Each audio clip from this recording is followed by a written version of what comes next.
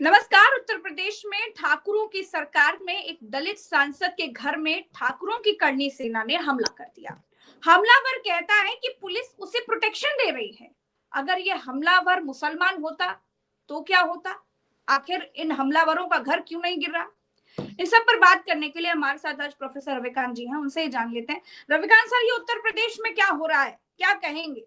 ठाकुरों की सरकार में एक दलित सांसद के घर पर हमला हो रहा है। अखिलेश यादव कहते हैं हमला इसीलिए हुआ क्योंकि रामजी सुमन दलित सांसद हैं। देखिए, रामजी सुमन दलित सांसद हैं, ये भी बिल्कुल सही है, लेकिन ज्यादा महत्वपूर्ण ये है कि योगी राज में करणी सेना को खुली छूट मिली हुई है। पुलिस अगवानी कर रही थी, ये हम लोग भी देख रहे थे, और खुद जो अ, ये प्रोटेस्ट करने वाला व्यक्ति है वो ये कह रहा था, खुलेआम कह रहा था कि पुलिस ने हमको सहयोग किया। पुलिस की मौजूदगी में, और तब तक जब तक तोड़फोड़ नहीं हुई तब तक पुलिस मूक दर्शक बनी रही। रामजी लाल सुमन के घर तक पुलिस लेकर के गई। लाठीचार्ज कब हुआ? जब तोड़फोड़ पूरी हो चुकी, माने जो प्लानिंग थी वो जब पूरी हो गई, उसके बाद पुलिस ने थोड़ा एक्शन लिया है। लेकिन उत्तर प्रदेश में अब ये मुझे लगता है कि कहीं कोई संदेह नहीं रह गया है कि योगी आदित्यनाथ के मुख्यमंत्री रहते हुए एक जाति विशेष के लोग बेलगाम हैं और वो किसी पर भी हमला कर सकते हैं। इसी को उत्तर प्रदेश में आप रामराज्य कहते हैं। ये हमलावर कोई और होते, किसी भी अन्य जाति के होते, तो क्या इन्हें पुलिस का इतना संरक्षण मिलता? कतई नहीं मिलता। बल्कि पुलिस इनको पहले ही ठोक पीट करके दुरुस्त कर देती, जेल भेज देती। और ये तो ऐसे लोग थे जिन्हें कोई डर ही नहीं था पुलिस का। बैरिकेटिंग से इन्होंने तोड़ दिए, आगे बढ़ गए। कहीं किसी पुलिस वाले ने एक लाठी तक नहीं चलाई। क्या रामजी लाल सुमन के घर पर हमला करके कोई और साजिश थी? ये तो सवाल अखिलेश यादव को पूछना चाहिए।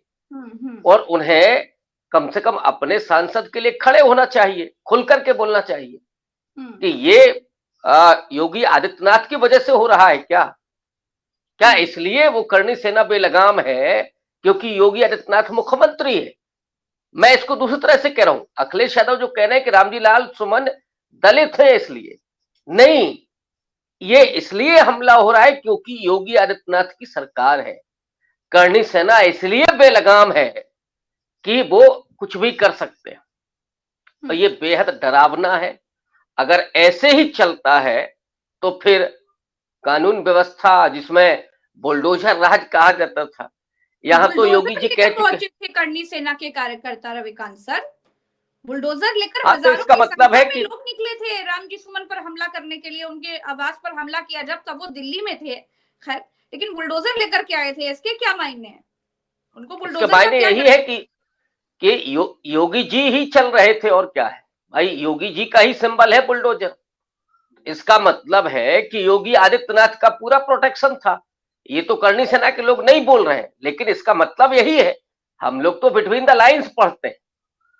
अगर कोई करनी सेना, कोई संगठन बुलडोजर लेकर के जा रहा है और पुलिस उनको नहीं रोक रही है, तोड़फोड़ वो करते हैं, तो इसका मतलब क्या है?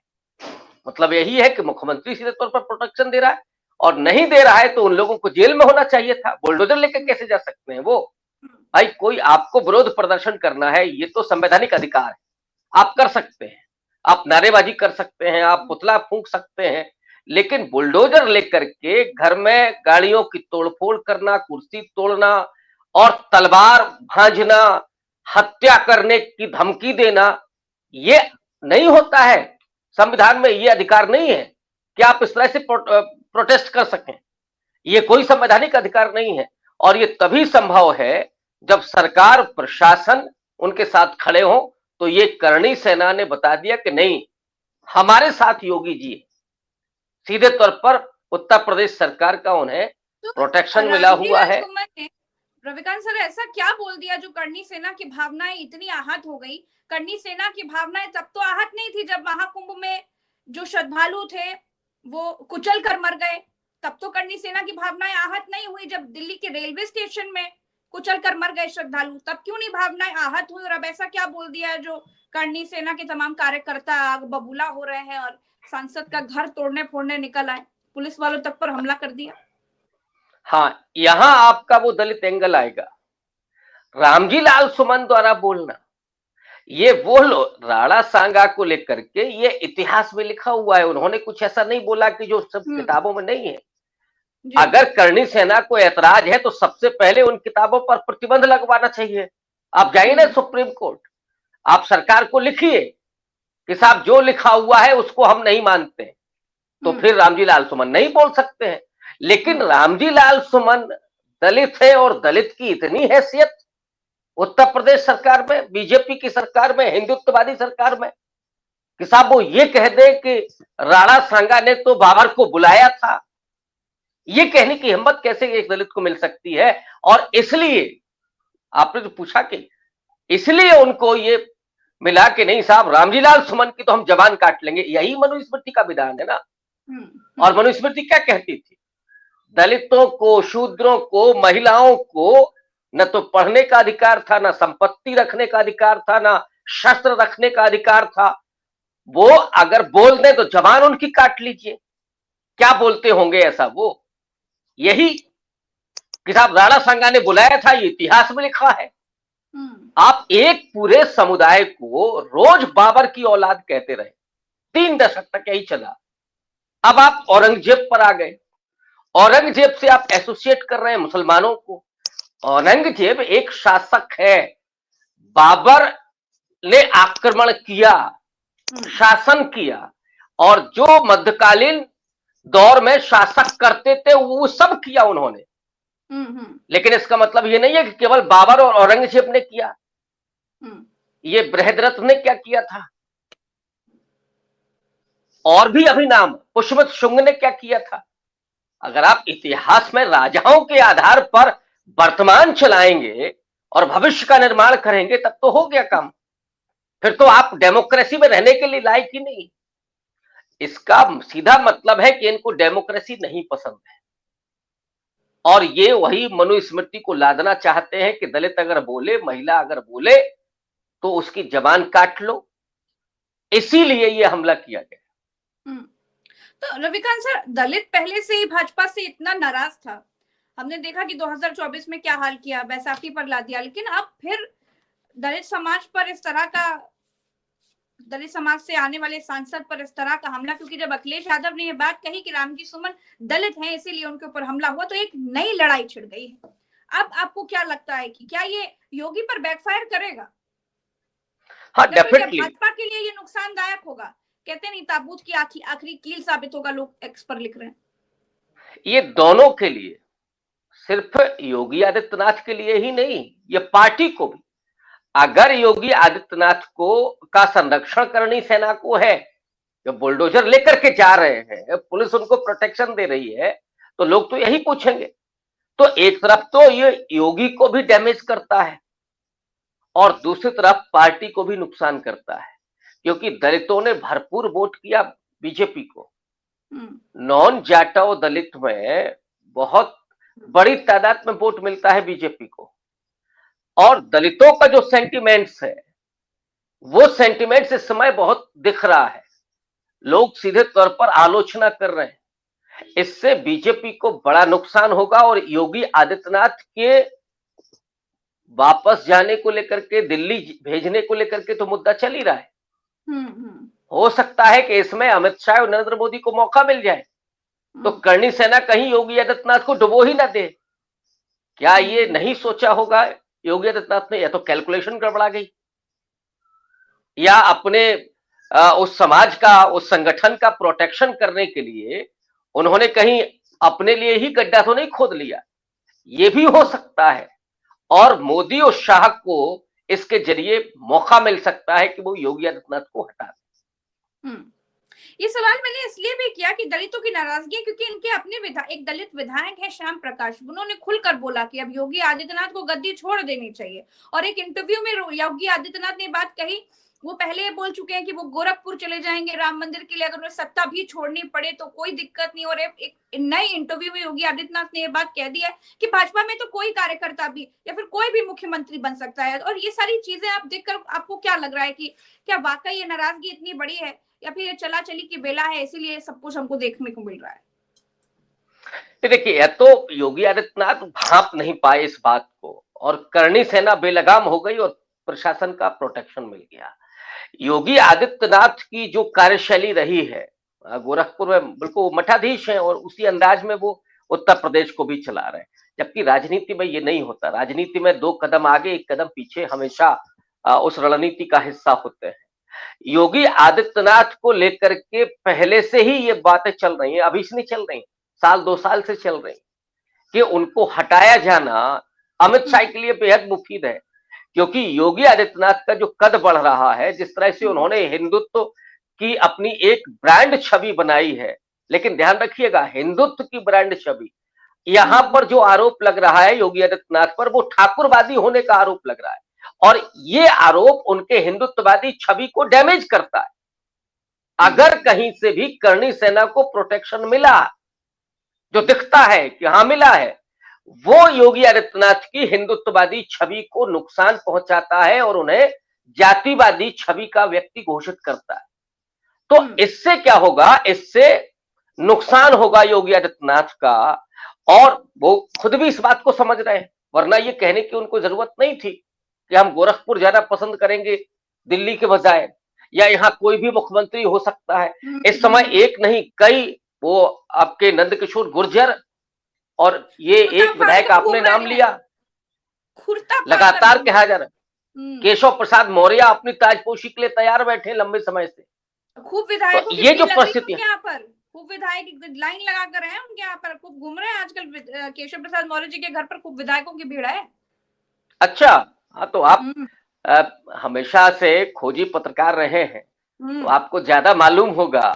और अगर भीड़ बढ़ रही है तो इसकी मीनिंग कुछ होती है। इसका तो विश्लेषण यही कहता है कि क्या हरी झंडी मिल चुकी है केशव प्रसाद मौर्य को कि दरबार बढ़ाइए और उसके बाद ताजपोशी आपकी होगी, ताकत अपनी दिखाइए। अब केशव प्रसाद मौर्य मुख्यमंत्री बने या ना बने, मैं ये तो नहीं कह सकता कि वो बनने जा रहे हैं, लेकिन एक संकेत जरूर मिल रहा है कि योगी आदित्यनाथ जरूर जाएंगे। और अगर वो जाते हैं तो उसमें ये फैक्टर बहुत ज्यादा मीनिंगफुल होगा कि आप हिंदुत्व के बजाय एक जातिवादी छवि, और करणी सेना नुकसान कर दी इस हिसाब से तो योगी आदित्यनाथ का।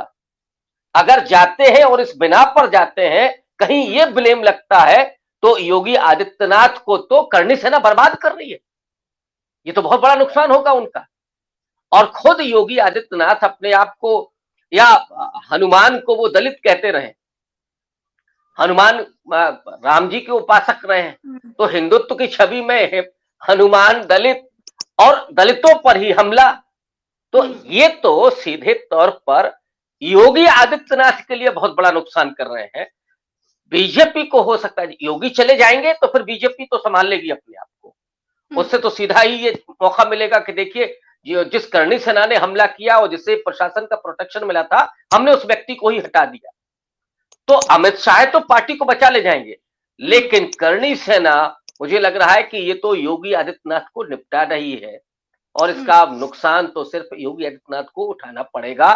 केशव प्रसाद मौर्य जो अभी कर रहे, हो सकता है भाई उनकी ताजपोशी हो जाए। अच्छा, तमाम खबरें चल रही थी कि मोदी 30 तारीख को संघ प्रमुख मोहन भागवत जी से मुलाकात कर सकते हैं, ये मुलाकात बहुत कुछ तय करेगी। लेकिन नागपुर में कार्यक्रम तो है नरेंद्र मोदी जी के, वो नागपुर तो जाएंगे, लेकिन संघ प्रमुख मोहन भागवत से उनकी मुलाकात नहीं होगी। आपको क्या लगता है कि क्या कारण होंगे मुलाकात कैंसिल हो गई? दोनों अपने अपने एकदम अंतिम पड़ाव पर हैं कार्यकाल के, यानी कि दोनों के ही रिटायरमेंट का समय बिल्कुल करीब है। अब टशनबाजी क्या चल रही है भाई? देखिए, संघ में तो ये कोई नियम है नहीं कि 75 साल के बाद आपको रिटायरमेंट लेना है और मार्गदर्शक मंडल में जाना है, लेकिन नरेंद्र मोदी ने खुद ही नियम बनाया कि 75 साल के बाद उन्होंने अपने गुरुजी को भेज दिया मार्गदर्शक मंडल में। तो ऑब्वियस है कि संघ की तरफ से यही दबाव है कि अब आप गद्दी छोड़ो, अगले को आने दो।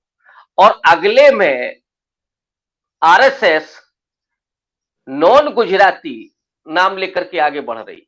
अब वो कोई भी हो सकता है, नितिन गडकरी हो सकते हैं, राजनाथ सिंह हो सकते हैं, योगी आदित्यनाथ हो सकते हैं, या कोई और चौथा व्यक्ति हो सकता है, लेकिन अमित शाह का नाम पर आरएसएस सहमत नहीं है। ये बहुत पहले से चल रहा है। ये हमने नागपुर में भी जब हम गए थे उस समय भी मैंने सुना था। तो यही रहा होगा कि बात इस पर करनी है कि अगला पीएम किसको बनाया जाए और आप कब रिटायर्ड हो रहे हैं। और मोदी जी को हम लोग जानते हैं कि मोदी जी सत्ता से एक पल के लिए भी दूर नहीं हो सकते। सत्ता के लिए मोदी जी ने क्या क्या नहीं किया, वो आप कुणाल कामरा की कॉमेडी से लेकर के और तार जोड़ते चले जाइए कि क्या क्या उनके हिस्से में आता है। ताली थाली सब बजवा दी, लोग मरते गए, कोई फर्क नहीं, किसान मर गए, हमारी बला से मरे क्या। तो मोदी जी कैसे छोड़ सकते हैं? अभी उनके रिटायरमेंट का बेशकीमती होती है रविकांत सर जी। सत्ता तो हर नेता के लिए बेशकीमती होती है। हाँ बिल्कुल होती है, लेकिन मोदी जी केवल सत्ता के लिए बने हैं। सत्ता से बाहर रह करके वो आडवाणी जी की तरह नहीं बनना चाहते, क्योंकि मोदी जी जिस तरह के नेता हैं, एक बार वो कुर्सी से हटे तो कोई झांकने नहीं जाएगा। बीजेपी के भीतर का व्यक्ति, ये भी तय है। किसी का कोई सम्मान है क्या? किसी का कोई कद है बीजेपी में नरेंद्र मोदी के बाद? ऐसा व्यक्ति जब पद से हटता है तो उसको कोई याद भी नहीं करना चाहता है, वो गलती से सपने में भी नहीं आने देना चाहता है। इससे डरे हुए होंगे मोदी जी, वो जानते हैं कि क्या होगा हम अगर सत्ता से हट गए तो। इसलिए, और मोहन भागवत और नरेंद्र मोदी में पुराना टसन है, आज का नहीं है। अब कुछ लोग ये कहते हैं, अब ये गॉसिप है, वो कितनी सच है उसमें, कि मोदी जी चाहते थे कि वो आरएसएस में रहे, सरसंघ चालक बने, लेकिन वो संगठन के जरिए पार्टी में आए तो प्रधानमंत्री तक गए, और वो ये मानते हैं कि मोहन भागवत हमसे जूनियर है। आरएसएस में मोहन भागवत से सीनियर थे नरेंद्र मोदी, तो वो कैसे झुक सकते हैं? और मोदी जी का व्यक्तित्व तो वैसे भी है, किसी के सामने नहीं झुकते वो। भारत में, भारत के बाहर भले ही ट्रंप के सामने या शी जिनपिंग के सामने कुछ भी करते हो, यहां तो सवाल ही नहीं है। तो बिल्कुल क्लियर कट है कि बात वही होनी थी कि 75 पार आप अगले साल पूरे करने जा रहे हैं, उसके बाद क्या, इस पे बात ही नहीं होगी। मोहन भागवत से मिलेंगे ही नहीं, ये इसीलिए दूरी बनाई गई। रविकांत सर, चलिए अब दिल्ली को छोड़कर फिर उत्तर प्रदेश आते हैं और देखते हैं कि किस तरह से रामजी लाल सुमन के घर पर हमला हुआ, और वो जो हमलावर थे वो जय श्री राम का नारा लगा रहे थे। करणी सेना के कार्यकर्ताओं ने ये हमला किया। उसके बाद आपने तो देखा किस तरीके से वो हमलावर कह रहे हैं कि हमें पुलिस प्रोटेक्शन है। तो आपको क्या लगता है कि अगर ये मुसलमान होते तो क्या होता? मुसलमान होते तो इनके घर की ईंटें नहीं बचती, बुलडोजर चल गए होते, और ये सब यूएपीए में जेल में होते, सालों जमानत नहीं होती। पूरा ट्विटर पर उनको बाबर और औरंगजेब की औलादें घोषित कर दिया जाता। ये इस देश में मुसलमानों का हाल बना करके रख दिया गया है। ये दिखाता है कि इस देश में डेमोक्रेसी नहीं, उत्तर प्रदेश में डेमोक्रेसी नहीं काम कर रही है। लेकिन योगी जी कहते हैं कि उत्तर प्रदेश में मुसलमान सबसे ज्यादा सुरक्षित है। उन्होंने अपने इंटरव्यू में कही है बात। नहीं, वो कहने के लिए तो वो कुछ भी कह सकते हैं। वही है जो 80-20 का नारा देते हैं, वही है जो गोरखपुर से लेकर के लखनऊ तक मुसलमान कैसे रहेंगे, कैसे दुकानें लगेंगी, कैसे क्या होगा, सड़क पर कोई नमाज नहीं पढ़ेगा। और कुंभ में क्या हो रहा था, कितने दिन तक सड़कें हाईवे जाम रहे हैं।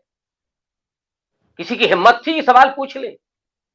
कुंभ में इतने लोग मर गए, मुआवजा देने की बात हुई थी, 25 लाख कितना मिला, कितनों को मिला? कल मैं एक रिपोर्ट देख रहा था, मुआवजा देने की शुरुआत नहीं हुई है। आज अभी मैंने एक रिपोर्ट देखी कि 25 लाख नहीं, 2.5 लाख रुपए देने का वो चल रहा है प्लान। तो जिन हिंदुओं के लिए आप कह रहे थे वो कुंभ सजा रहे थे, वहां जो लोग मर गए बद इंतजामी में, भगदड़ में, वो बात अलग है कि अब योगी जी को सहयोग करने वाले लोग तो कह रहे हैं कि साहब वो तो मरे नहीं है, सीधा तर गए हैं, वो तो स्वर्ग चले गए। मोक्ष मिल स्वर्ग, गया। हाँ स्वर्ग सिधार गए, मोक्ष मिल गया उनको। तो एक शंकराचार्य ने तो कहा ही था कि वो आ जाए, उनको हम मोक्ष दे देते हैं, धक्का दे देते हैं, वो भी चले जाए, प्राप्त कर ले मोक्ष। तो यहाँ योगी जी की सरकार में अभी उन्होंने कहा कि आपको कर्फ्यू चाहिए कि कांवड़ चाहिए। मतलब योगी जी इस पर आ जाएंगे, किसी ने सोचा था? अरे इस देश के नौजवानों को न कर्फ्यू चाहिए न कांवड़ चाहिए, उनको शिक्षा चाहिए, रोजगार चाहिए, काम चाहिए, शांति चाहिए, ये चाहिए उनको। आप उनको कांवड़ देने पर तुले हुए हैं। ये किसने मांगा है? ये आस्था है।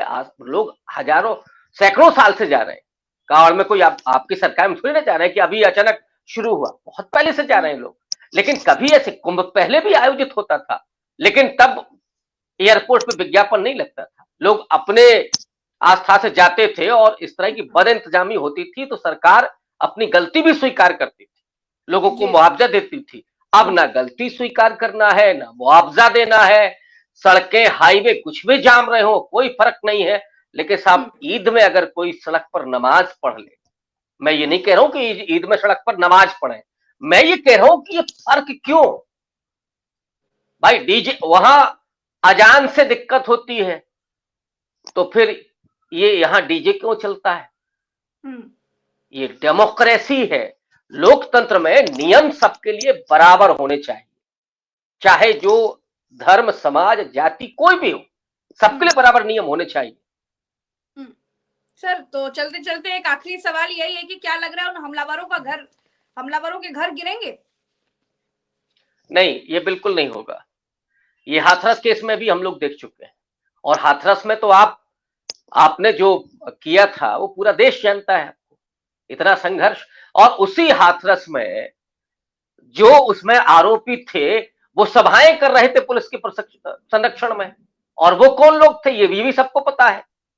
अगर वो ठाकुर जाति के नहीं होते तो क्या उनको संरक्षण मिलता? अब यहां करणी सेना के लोगों पर क्या बुलडोजर चलेगा? कतई नहीं चलेगा। उनकी गिरफ्तारी तक नहीं होगी। कितने लोग गिरफ्तार हुए उसमें? कोई सूची है? नहीं है। हुए भी होंगे तो शाम को चाय वाय पिला करके उनको विदा कर दिया गया होगा।